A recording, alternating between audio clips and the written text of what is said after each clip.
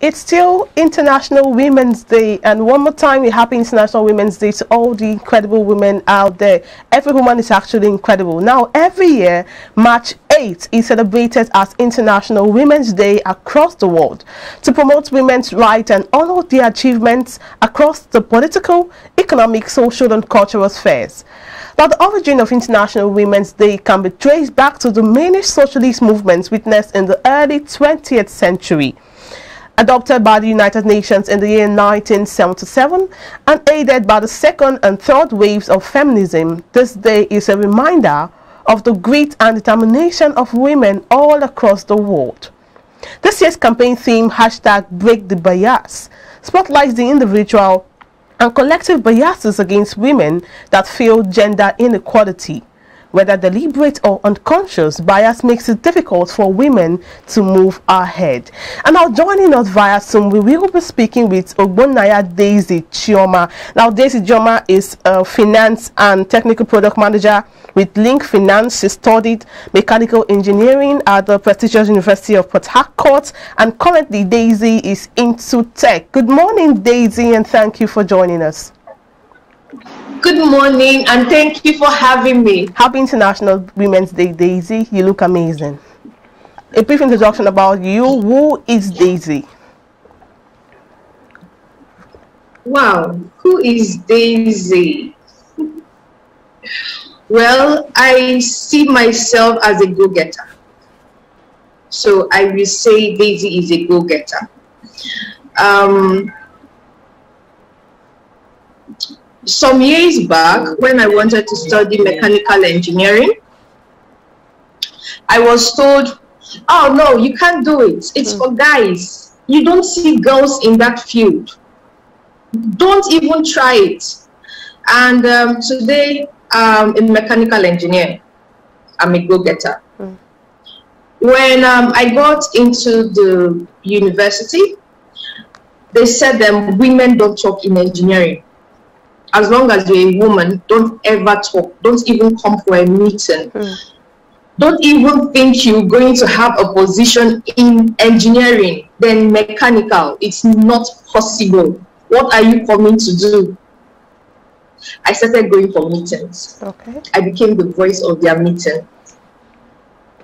They called me to give me a position, and I'm like, no, this is exactly what I want. They had to separate it because of me and gave me the two positions. I was in year one. I see myself as a go-getter. Today, we changed, myself and a friend of mine changed engineering as a whole. You see ladies in position. I was the first coordinator, female coordinator in mechanical. So I see myself as a go-getter. I see myself as a strong woman, and there's something I always tell my friends. I am a material that does not have elastic limit. So no matter how you push me, I won't get to that limit. So this is Daisy. Okay, Daisy, you've just explained to us who you are, or who you see yourself as. Let's look at the STEM field that you're in. How are you able to beat the bias? Because, I mean, the theme for this year is Break the Bias. We're talking about the bias against women in the STEM field. How were you able to, you know, beat those biases that were in place, either as an institutional bias or an individual bias within, you know, your colleagues in that field? First of all, I built myself to be relevant. I built myself to be relevant. Then, like I said, when I got into school, we said women don't talk. But the truth is, they need something. They need something in their meeting. They need something when they gather. I built myself to be relevant. I built myself in that position where welfare, I could come and take care of their welfare. I could come and if they need something, I'm on my phone researching to give them an answer. I'm always ready to have an answer for them. So I was relevant for them. when they need something, I was available. Okay. Now, when others were sleeping, I was reading. I was asking questions. What is needed? What is missing? I just became relevant. And being relevant, there is no place you will be needed. Even when the guys are off, you'll be needed.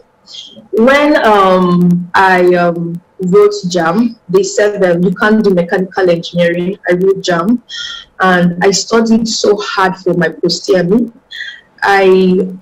That year, I was the second highest in post-TME.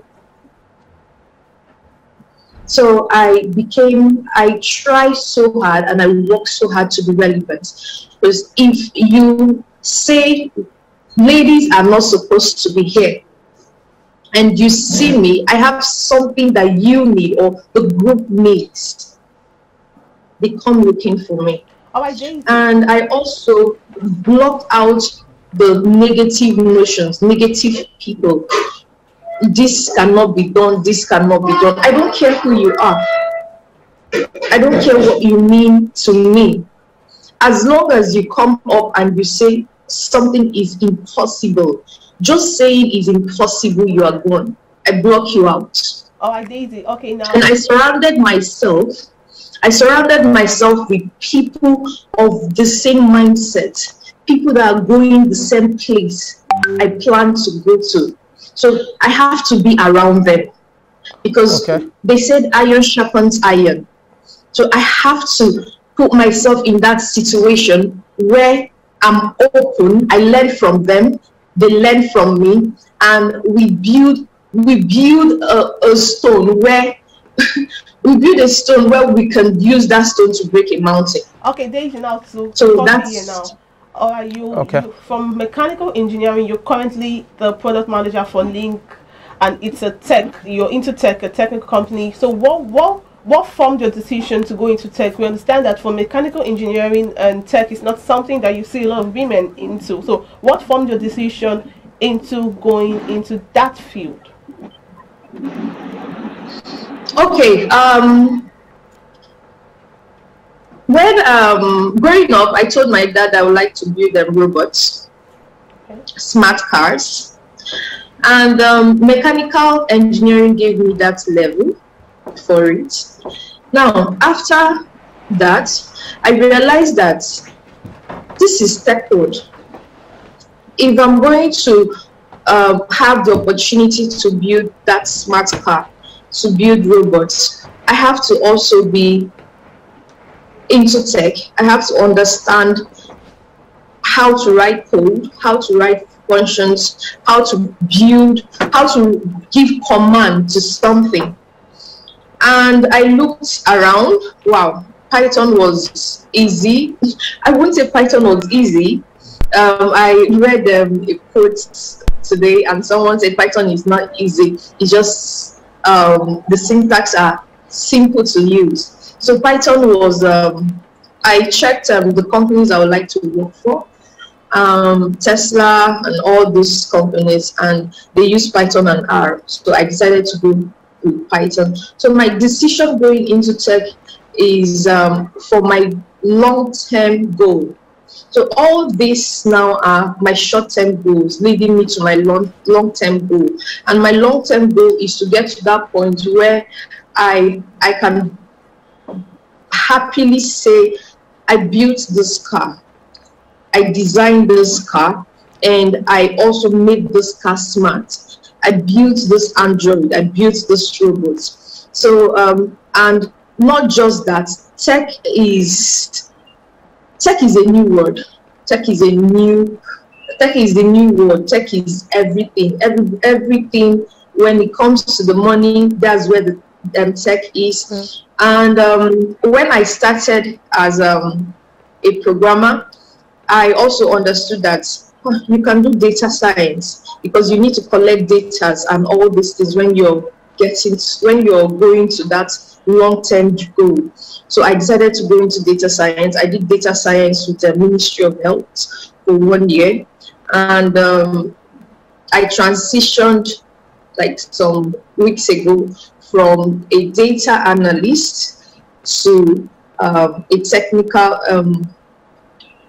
product management personnel, and today I'm the technical, because of the skills I have and I've acquired, I'm the technical product manager at Link.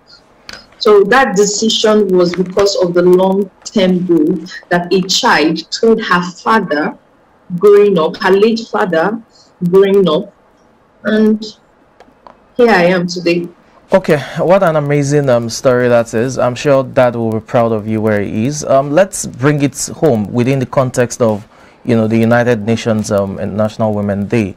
Break the bias. How do we break the biases that are institutional at workplaces? We've heard of certain, you know, fields or companies that would not want to recruit women for, you know, several reasons. There are certain conditions, like, oh, for the first 3 years you probably shouldn't get married or have children, among other things. So some of these biases, those are just, you know, few examples. How do we break these biases against women so that there's a level playing field for, you know, all genders to be able to express themselves? True. Okay, some years back, when mechanical engineering were having an energy event, my lecturer invited me, and he was asking me to that he wants me to come and do masters with him, energy. And during the event, I was interviewing someone, and the person said, I won't even allow a woman to be at the field. I'm like, excuse me, sir, I don't understand. What if she's the best person for the job? No, she's a woman.